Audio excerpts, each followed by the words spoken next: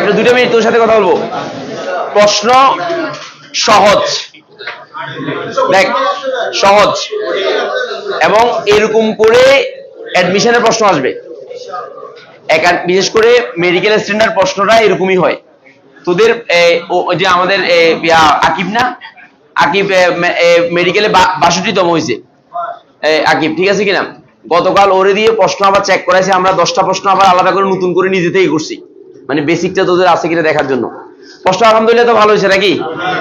মানে স্ট্যান্ডার্ড মানে কঠিনও না সহজও না, স্ট্যান্ডার্ড কোশ্চেন, এবং এরকমই পাবি। এবং 50-এর নিচে পাইলে নলা ভাঙ্গি দিমু, 50-এর নিচে পাইলে মাইর দিমু, কিন্তু আমি বলে দিচ্ছি এখন বাসা থেকে ধরে ধরে আনবো। আচ্ছা গেল, ওইটা গেল। স্যার পেছনে শুন কথা বলে যা। পরীক্ষাতে তোরা এরকম একটা এনভায়রনমেন্ট পাবি, এবং দেখবি যে মানসিকভাবে দেখছি 1 ঘন্টা কিভাবে চোখের পলকে চলে গেছে, মানে 1 ঘন্টা চোখের পলকে চলে গেছে না। এবং অ্যাডমিশন টেস্টের পরীক্ষাগুলো এরকমই হবে, এভাবেই হয়ে যাবে। স্যার কথা বুঝছস তো?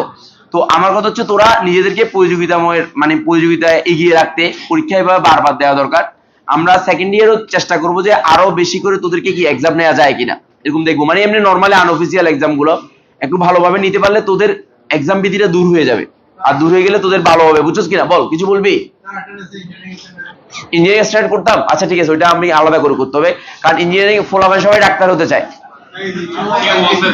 আচ্ছা ইঞ্জিনিয়ারিং এর জন্য তাহলে আলাদা করে আমরা একটা প্যাটার্ন করব।